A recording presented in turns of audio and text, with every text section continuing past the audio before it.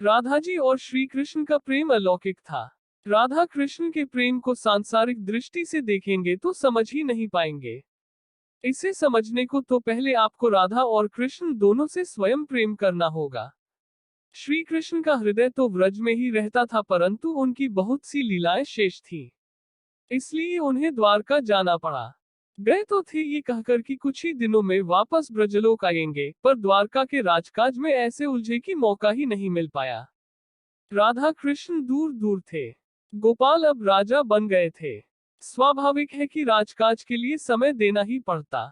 स्वयं भगवान ही जिन्हें राजा के रूप में मिल गए हो, उनकी प्रसन्नता की कोई सीमा होगी। द्वारकावासी दिन भर उन्हें घेरे रहते। जो एक बार दर्शन कर लेता वह तो जाने का नाम नहीं लेता, बार बार आता।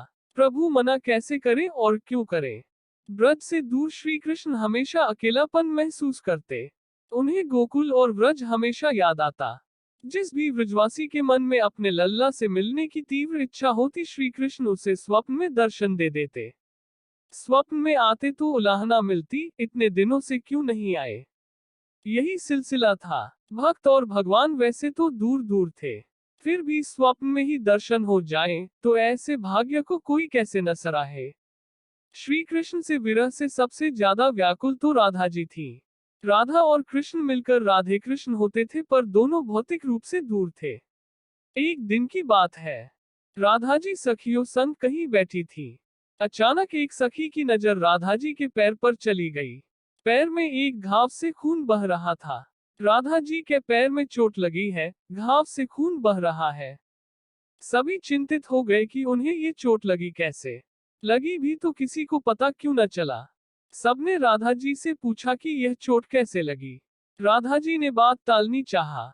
अब ये तो इंसानी प्रवृत्ति है, आप जिस बात को जितना टालेंगे, लोग उसे उतना ही पूछेंगे। राधा जी ने कहा, एक पुराना घाव है, वैसे कोई खास बात है नहीं, चिंता न करो सूख जाएगा। सखी ने पलटकर पूछ लिया, पुराना कैसे माने, इससे तो खून बह रहा है। यदि पुराना है तो अब तक सूखा क्यों नहीं। ये घाव कैसे लगा, कब लगा, क्या उपचार कर रही हो। जख्म नहीं भर रहा, कहीं कोई दूसरा रोग ना हो जाए। एक के बाद एक राधा जी से सखियों ने प्रश्नों की झड़ी लगा दी। उन्हें क्या पता, जिन राधा जी की कृपा से सबके घाव भरते हैं, उन्हें भयंकर रोग भला क्या होगा।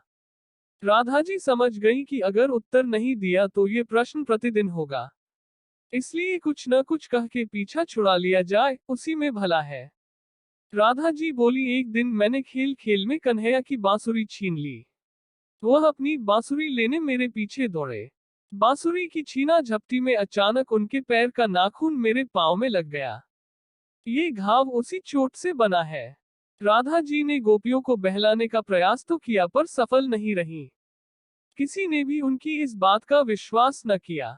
प्रश्नों से भाग रही थी, अब पलटकर फिर से प्रश्न शुरू हो गए। सखियों ने पूछा, यदि यह घाव कान्हा के पैरों के नाखून से हुआ तो अब तक सूखा क्यों नहीं। कान्हा को गए तो कई बरस हो गए हैं, इतने में तो कोई भी घाव सूख जाए। देखो कुछ छुपाओ मत, हमसे छुपा न सकोगी। आज नहीं तो कल पता तो चल ही जाएगा। सो अच्छा है कि आज ही बता दो। राधा जी समझ गई कि सखियों को आधी बात बताकर बहलाया नहीं जा सकता। वह तो अपने कन्हैया से आज ही रात स्वप्न में पूछ लेंगी। बात तो खुल ही जाएगी, इसलिए बता ही देना चाहिए। राधा जी बोली, घाव सूखता तो तब न, जब मैं इसे सूखने देती। मैं रोज इसे कुरेद कर हरा कर देती हूँ। सखियों की तो आंख फटी रह गई ये सुनकर कि राधा जी घाव को हरा कर रही है। ये तो बड़ी विचित्र बात हुई। सबके चेहरे पर एक साथ कई भाव आए। अब राधा जी से फिर से प्रश्नों की झड़ी लगने वाली थी। इससे पहले कि कोई कुछ कहे, राधा जी ने ही बात पूरी कर दी। राधा जी थोड़े दुखी स्वर में बोली, कान्हा रोज सपने में आकर इस घाव का उपचार कर देते हैं। घाव के उपचार के लिए ही सही कन्हैया मेरे सपनों में आते तो है। अगर यह सूख गया तो क्या पता वह सपने में भी आना छोड़ दे। प्रभु दूर बैठे सब सुन रहे थे। उनकी आंखों में आंसू भर आए। वहीं पास में उद्धव जी बैठे थे। उन्होंने प्रभु की आंखों से छलकते आंसू देख लिए। उद्धव जी हैरान परेशान हो गए। सबके आंसू दूर करने वाले श्री कृष्ण रो रहे हैं। यह क्या हो रहा है? कौन सा अनिष्ट देख लिया? कौन सा अनिष्ट घटित होने वाला है? उद्धव जी चाह तो नहीं रहे कि प्रभु के नितांत निजी बात में हस्तक्षेप करें, पर कौतूहल भी तो है। उद्धव जी स्वयं को रोक ही न पाए। उन्होंने श्री कृष्ण से आंसू का कारण पूछ ही लिया। भगवान ने भी अपने सखा उद्धव से कुछ भी न छुपाया, सारी बात साफ साफ बता दी।